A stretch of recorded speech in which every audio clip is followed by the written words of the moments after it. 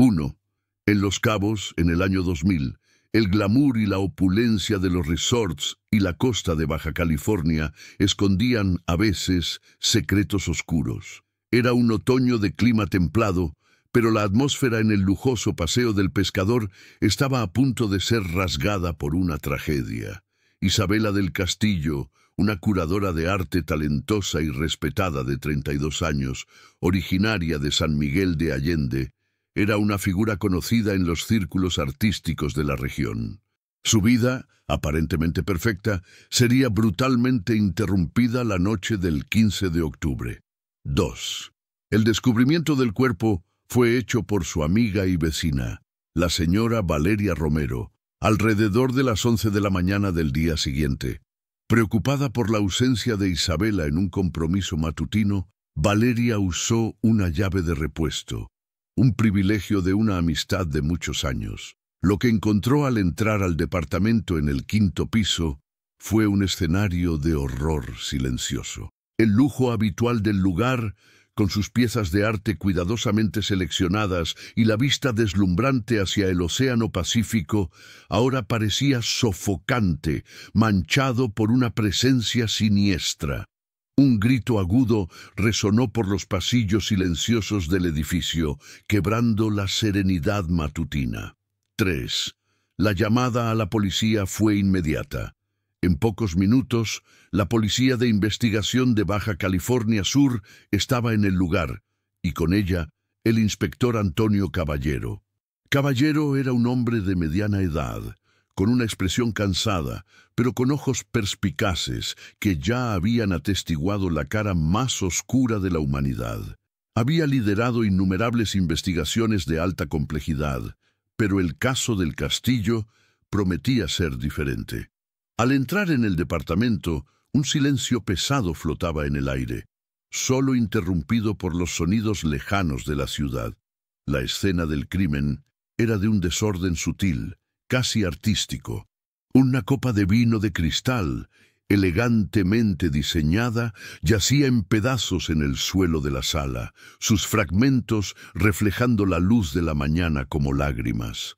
Cerca de ella, una mascada de seda de diseñador que a Isabela le encantaba usar estaba tirada de forma inusual, como si hubiera sido arrancada a toda prisa. 4. El cuerpo de Isabela yacía en el suelo de la sala con una mirada de sorpresa congelada en su rostro. No había señales obvias de que la puerta principal hubiera sido forzada. La impresión inicial, para un observador menos atento, podría ser la de un robo que salió mal. Un cajón de una antigua consola de estilo colonial estaba abierto, su contenido esparcido, sugiriendo que el intruso buscaba algo. Sin embargo, lo que intrigaba al inspector Caballero y a su equipo era la presencia de joyas valiosas y pequeñas obras de arte de incalculable valor, que estaban visiblemente intactas y en sus lugares. Nada de valor aparente había sido sustraído. Este detalle: no se robaron nada de valor. Inmediatamente levantó una bandera roja. No era un robo común, era algo más personal, más visceral. El ambiente transmitía una sensación de violación íntima, no de codicia. La buena vida de Los Cabos había sido manchada por un acto de brutalidad incomprensible. 5. La doctora Silvia Moreno, patóloga forense de renombre, llegó poco después, su presencia metódica contrastando con el caos emocional del momento. Su examen preliminar en la escena del crimen y posteriormente en la morgue estimó la hora de la muerte de Isabela entre las 7 y las 10 de la noche anterior. La causa de la muerte fue identificada como traumatismo cráneoencefálico severo, posiblemente causado por un objeto contundente, aunque el arma homicida no estaba visible de inmediato. El equipo forense, bajo el liderazgo de Moreno, comenzó a trabajar con la precisión de un reloj suizo. Cada rincón del departamento fue meticulosamente inspeccionado. Recolectaron muestras de fibras textiles minúsculas encontradas cerca del cuerpo de Isabela, además de una huella parcial en el tapete de la entrada, un vestigio casi imperceptible, pero que podría convertirse en una pieza crucial en el rompecabezas. 6. Mientras la ciencia forense comenzaba su trabajo, el inspector Caballero y su equipo se sumergían en la vida de Isabela del Castillo. Era soltera, pero su vida social era activa y vibrante, especialmente en los exclusivos círculos artísticos de Los Cabos y la región. Isabela era conocida por su pasión por el arte contemporáneo y su ojo agudo para nuevos talentos. Recientemente había ganado una prestigiosa beca para un programa de curaduría en Nueva York, un reconocimiento que la llenaba de orgullo, pero que también, según algunos, había generado cierta envidia entre sus pares y colegas. El éxito de Isabela era innegable, y eso, desafortunadamente, pudo haber atraído atenciones no deseadas. 7. Las pistas iniciales eran enigmáticas. Testigos informaron haber visto un auto oscuro estacionado de forma sospechosa cerca del edificio de Isabela la noche del crimen. Además, el equipo de investigación descubrió una serie de llamadas anónimas hechas desde un teléfono público, todas dirigidas al departamento de Isabela en las semanas previas a su muerte. La voz, según el contestador automático de la víctima, estaba distorsionada y cargada de una extraña urgencia. Estas llamadas anónimas añadieron una capa de misterio al caso, sugiriendo un acoso silencioso. 8. Los primeros sospechosos surgieron rápidamente. Había un exnovio, un artista temperamental, Marco Moreno, que tenía un historial de discusiones acaloradas con Isabela, pero que presentó una coartada sólida y comprobada para la noche del crimen. Estaba en una exposición de arte en La Paz, con decenas de testigos. También había un alumno insatisfecho del programa de curaduría, donde Isabela impartía clases ocasionalmente, un joven ambicioso que se sentía menospreciado por ella. Sin embargo, ninguna de estas pistas iniciales parecía encajar perfectamente, y el inspector Caballero sentía que la verdad estaba escondida en algún lugar más profundo, más cercano al corazón de la vida de Isabela. 9. El inspector Caballero, con su equipo, se sumergió de lleno en una maratón de entrevistas que rápidamente superó la marca de más de 40 personas. Amigos, colegas de trabajo, galeristas, vecinos, incluso los meseros de los restaurantes que Isabela frecuentaba, fueron interrogados. Cada declaración era una pieza de un rompecabezas complejo, pero muchas de esas piezas parecían no encajar, o peor aún, llevaban a callejones sin salida. La comunidad artística de Los Cabos, aunque conmocionada, parecía reacia a compartir secretos más profundos, protegiendo su fachada de perfección. El inspector y su equipo pasaban días revolviendo la vida de Isabela, buscando un hilo, una disonancia que pudiera revelar el móvil del crimen. 10. Fue durante estas extensas entrevistas que un nombre comenzó a surgir con una frecuencia incómoda: Daniel Parra. Parra era un vecino discreto del piso de abajo, un artista en ascenso que había sido alumno de Isabela en un taller de curaduría años antes. Más recientemente había sido uno de los candidatos a la misma prestigiosa beca en Nueva York que Isabela había ganado. Su solicitud fue rechazada, y algunos colegas susurraban sobre su amargura en relación con el éxito de Isabela. Era conocido por su personalidad reservada, casi solitaria, pero siempre se mostraba educado y servicial, un hombre tranquilo. Cuando se le interrogó inicialmente, Parra mostró conmoción y ofreció sus condolencias, afirmando que estaba en casa la noche del crimen, trabajando en su arte sin testigos. 11. Sin embargo, el equipo de Caballeros se percató de que Daniel Parra había desaparecido de Los Cabos pocas semanas después del asesinato. Su partida fue abrupta, sin previo aviso a la administración del edificio ni a sus pocos amigos. Una investigación más a fondo reveló que se había mudado a Tijuana, alegando haber conseguido un empleo en una galería de arte. No obstante, una verificación rápida mostró que el empleo era falso, una invención. Estaba trabajando en un modesto café, lejos del mundo del arte que tanto anhelaba. Esa mentira añadió una capa de sospecha sobre él. ¿Por qué mentir sobre algo tan trivial si no tuviera nada que esconder? 12.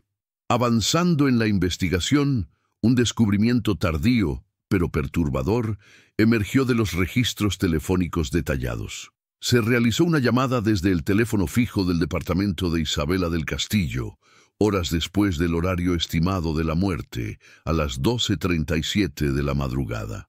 La llamada duró solo unos segundos, y fue a un número desconocido que, tras ser rastreado, resultó ser un teléfono prepago registrado con un nombre falso, pero con torres de celular indicando su ubicación en Tijuana, la misma ciudad a la que Daniel Parra se había mudado.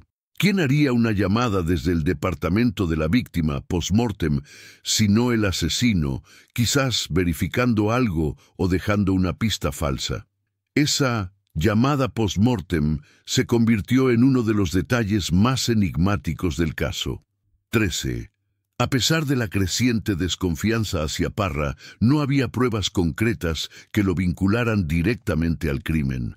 La huella parcial encontrada en el tapete no era concluyente y las fibras textiles aún estaban bajo análisis, sin un perfil coincidente, sin el arma homicida, sin testigos directos, y con Parra negando cualquier implicación por teléfono, la investigación comenzó a perder fuerza. El inspector Caballero sentía la presión aumentar, el expediente frío formándose ante sus ojos. Los medios de comunicación, inicialmente ávidos de detalles, pasaron a cuestionar la competencia de la policía de Los Cabos. 14. Pasaron los meses y el rastro de Daniel Parra se enfrió. Se convirtió en un fantasma, cambiando de domicilio y de empleo con frecuencia, siempre un paso por delante de la policía.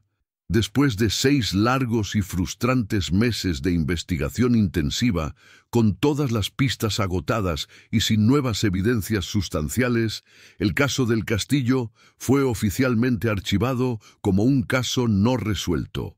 La carpeta, gruesa y llena de preguntas sin respuesta, fue sellada y guardada en el archivo, un recordatorio silencioso de una justicia que Los Cabos no pudo entregar. Isabela del Castillo se convirtió en una estadística más, una víctima de un crimen que parecía destinado a permanecer como un misterio, un expediente frío que atormentaría la memoria de la ciudad y del inspector Caballero por años. 15. Isabela del Castillo, más allá de las frías páginas del archivo policial, era una fuerza vibrante. Sus amigos la describían como un alma apasionada, una mujer cuya energía y alegría de vivir eran contagiosas. Cecilia Flores, su mejor amiga desde los tiempos de la universidad en San Miguel de Allende, la recordaba con un brillo en los ojos, incluso años después. Isabela tenía un talento único para ver la belleza donde nadie más la veía, confió Cecilia en una entrevista posterior, con la voz entrecortada por la emoción. No era solo una curadora, era una artista en sí misma, con la vida como su lienzo. Soñaba con abrir su propia galería, un espacio para jóvenes talentos no reconocidos. El director del prestigioso Instituto de Arte de Los Cabos, el señor Pedro Lorca, donde Isabela impartía clases ocasionalmente, corroboraba esta visión. Era brillante, una estrella en ascenso. Su beca en Nueva York era solo el comienzo de una carrera extraordinaria. Recordaba las acaloradas discusiones de Isabela sobre el arte moderno, su pasión por romper barreras y su compromiso con la cultura. 16. La imagen de Isabela era la de una mujer realizada, pero Cecilia también reveló una faceta más privada, una fragilidad que Isabela rara vez mostraba. En los meses previos a su muerte, Isabela parecía más distante, a veces pensativa, con un aire preocupado. Cecilia mencionó pequeñas preocupaciones, que Isabela no quería detallar, solo que eran complicaciones en su vida personal. Dijo que estaba a punto de tomar una decisión importante, algo que lo cambiaría todo. Un gran paso, lo llamó, recordó Cecilia con un suspiro. Estos detalles en su momento no parecieron relevantes para la policía, inmersa en la búsqueda de un asesino. 17. Incluso con el caso del Castillo, oficialmente archivado, el inspector Antonio Caballero no podía desvincularse del caso. Las imágenes de la escena del crimen, la mirada fija de Isabela, las preguntas sin respuesta, todo eso lo atormentaba. Guardaba una copia no oficial de la carpeta en su oficina, revisitándola en noches solitarias, con la esperanza de que una nueva mirada revelara lo que se había escapado antes. Era una carga personal, un recordatorio constante de un fracaso. Había intentado, con ahínco, seguir todas las pistas, pero la burocracia y la falta de recursos se imponían. La presión de sus superiores para cerrar el caso y asignar recursos a nuevas investigaciones era inmensa. Los Cabos no tolera misterios sin resolver por mucho tiempo, especialmente cuando la alta sociedad está involucrada, le había dicho uno de sus superiores, con un tono de finalidad que cortaba cualquier esperanza. Caballero se vio forzado a ceder, a dejar el expediente atrás, pero nunca lo olvidó. 18. Sin embargo, antes del archivo, se realizó un análisis adicional a un conjunto de notas anónimas que de forma enigmática fueron encontradas escondidas entre los libros de Isabela, pero no inmediatamente en la escena del crimen. No eran las llamadas anónimas ya mencionadas, sino mensajes escritos a mano, dejados en sobres sin remitente.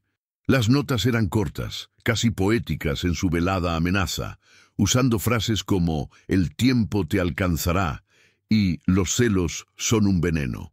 La grafología, el análisis de la escritura, fue solicitada a una experta, la señora Teresa Díaz. El informe indicó que la caligrafía era inestable, con trazos que sugerían una gran tensión o un intento deliberado de enmascarar la escritura. La experta no pudo identificar a un autor, pero notó una característica peculiar, una presión inusual en la pluma al formar letras minúsculas, un detalle que se volvería crucial años después. Estas notas, como muchas otras pistas, fueron catalogadas y archivadas, esperando el día en que la tecnología o una nueva perspectiva pudiera desvelar sus secretos. El caso del Castillo se sumergió en la oscuridad, convirtiéndose en una leyenda urbana, un misterio que flotaba sobre el glamoroso Los Cabos, un recordatorio silencioso de que no todos los crímenes encuentran su justicia de inmediato. El inspector Caballero, a pesar de su persistencia, no podía luchar contra el tiempo y las prioridades. Sabía que, para Isabela, la espera por la verdad sería larga, quizás eterna. 19. 24 años se arrastraron como una sombra silenciosa sobre el caso del Castillo. Los Cabos continuaba brillando, pero para aquellos que conocían la historia de Isabela, siempre había un velo de misterio. El año era 2024, y el inspector Antonio Caballero, ahora jubilado y con el cabello más canoso, todavía miraba el mar desde su balcón, a veces, con un suspiro de frustración al recordar el caso. Pero la justicia, como el tiempo, tiene sus propios ciclos. Una nueva iniciativa de la Fiscalía General, bautizada como Memoria Judicial, buscaba revisitar expedientes fríos de gran repercusión, utilizando avances tecnológicos impensables a principios del milenio. Era un rayo de esperanza para familias que habían esperado respuestas durante décadas. 20. Fue en este contexto que la capitana Laura Díaz asumió las riendas del caso Isabela del Castillo. Laura era una detective joven, pero con una reputación de ser implacable en su búsqueda de la verdad, combinando una mente aguda para los detalles con un dominio excepcional de las más recientes tecnologías forenses. Se sumergió en los archivos, un expediente masivo y amarillento por el tiempo que parecía exhalar el polvo de secretos olvidados. Las páginas, antes revisitadas por Caballero, ahora pasaban por el escrutinio de ojos nuevos y una perspectiva moderna. 21.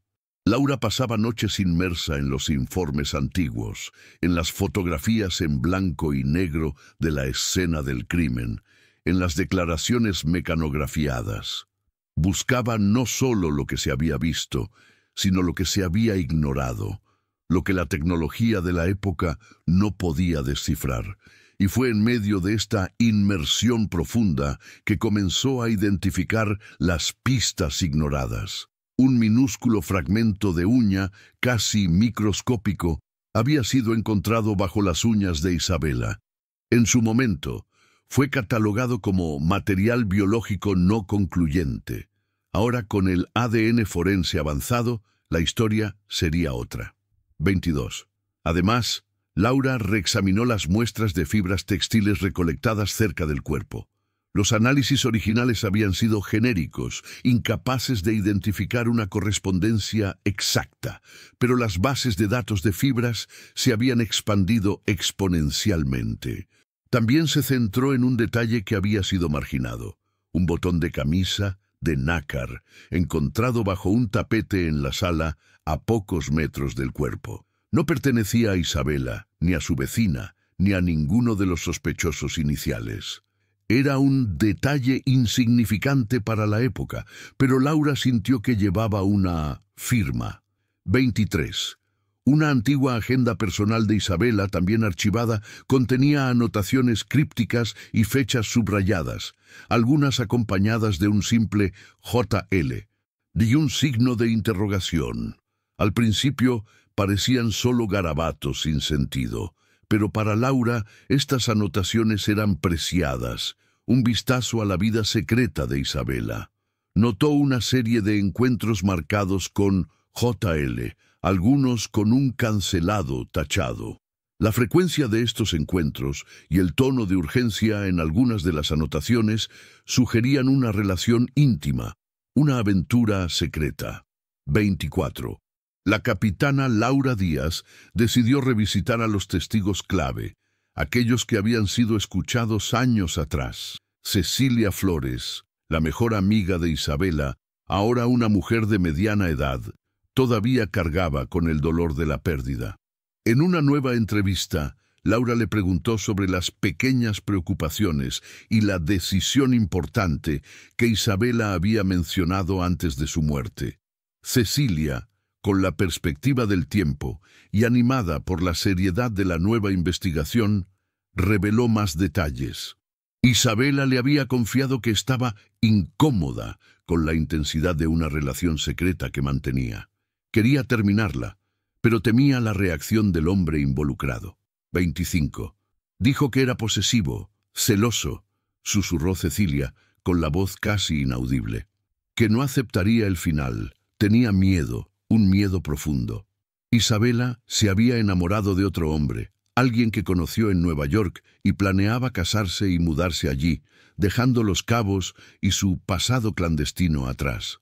Esta revelación que Cecilia había guardado durante años por lealtad a su amiga y por miedo, ahora pintaba un cuadro completamente diferente del móvil del crimen. No era un robo, no era un alumno insatisfecho, ni un exnovio temperamental. Era algo mucho más personal, mucho más íntimo. 26.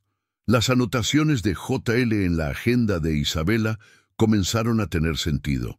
Laura cruzó información, investigó los círculos sociales de Isabela de la época y, lentamente, un nombre emergió. Un nombre que, sorprendentemente, no había sido investigado a fondo en el momento del crimen, pues tenía una coartada aparentemente irrefutable y era considerado por encima de toda sospecha.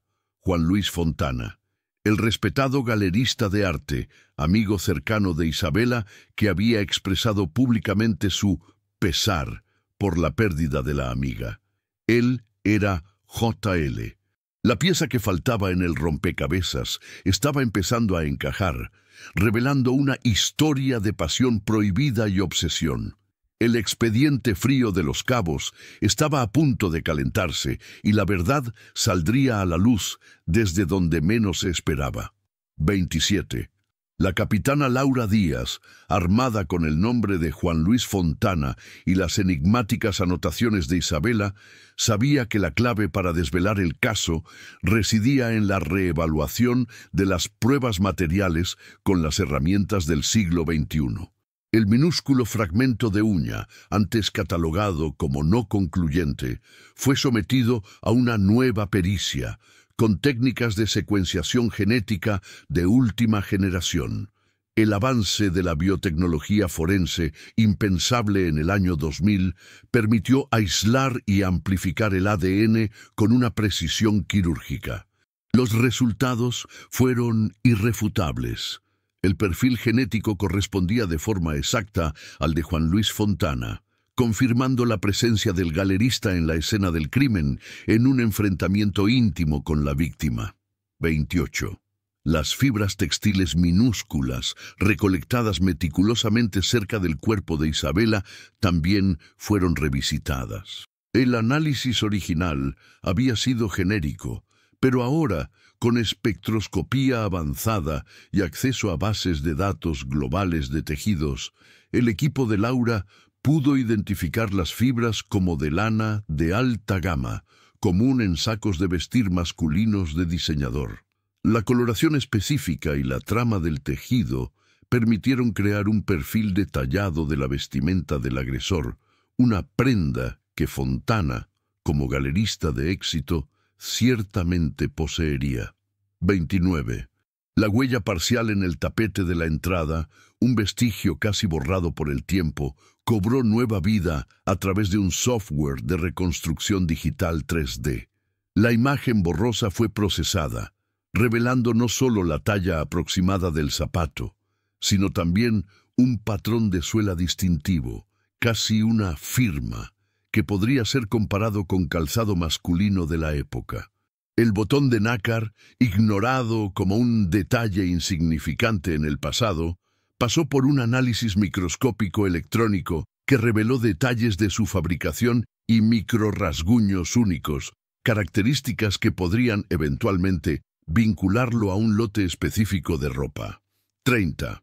Con estas nuevas evidencias, el equipo de Laura inició una búsqueda meticulosa de Juan Luis Fontana. El galerista había desaparecido de los círculos sociales de Los Cabos poco después del crimen, justificando su ausencia en ese entonces como un período de luto y retiro. Sin embargo, el perfilamiento digital y el rastreo de registros públicos revelaron una nueva vida. Juan Luis Fontana se había, de hecho, reinventado. Se mudó a Querétaro, una vibrante ciudad en el centro de México, y asumió una nueva identidad, Ricardo Pineda. Bajo ese nombre, se había establecido como un respetado curador de arte en una pequeña pero prestigiosa galería local, llevando una existencia discreta, una vida tranquila, lejos de los reflectores y el glamour de la costa.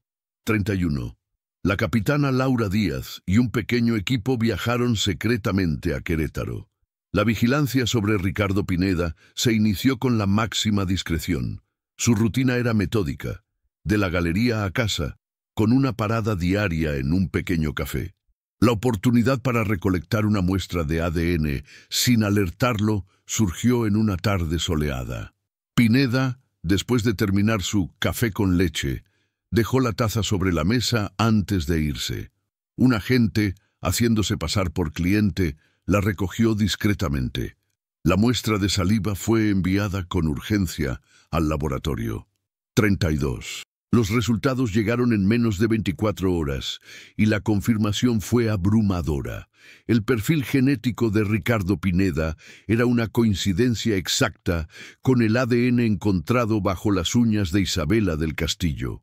Era la pieza que faltaba, la prueba irrefutable que conectaba a Juan Luis Fontana, el amante secreto y celoso, con el asesinato de Isabela.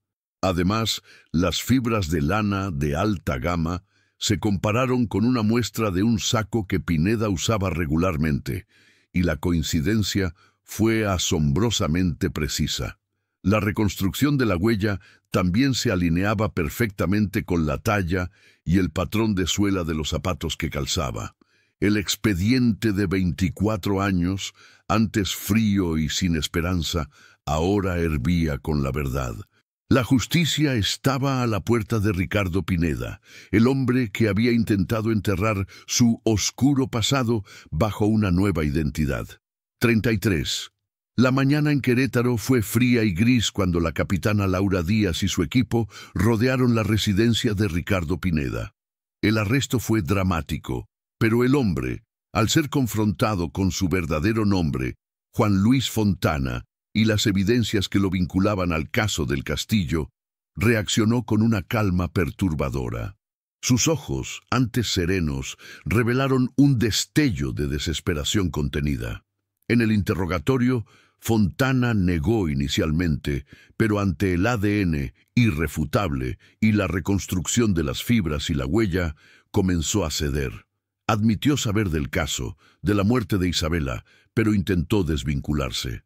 Laura, con paciencia implacable, presentó las anotaciones de la agenda de Isabela, la llamada post-mortem, y las notas anónimas, cuya grafología, ahora, con técnicas avanzadas, revelaba la presión peculiar en las minúsculas, una marca de su escritura disfrazada.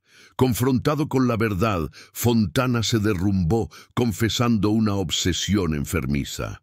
La envidia por la beca, el rechazo, el hecho de que Isabela planeara casarse con otro y dejarlo atrás, fueron el catalizador de su acto desesperado.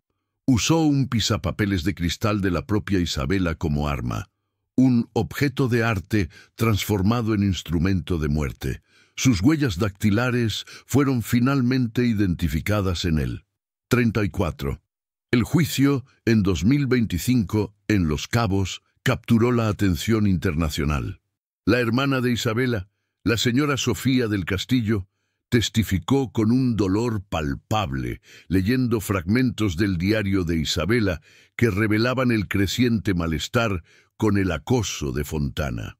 Los diarios del propio Fontana, encontrados en una caja fuerte en Querétaro, detallaban su obsesión y premeditación, probando que planeaba confrontarla aquella noche.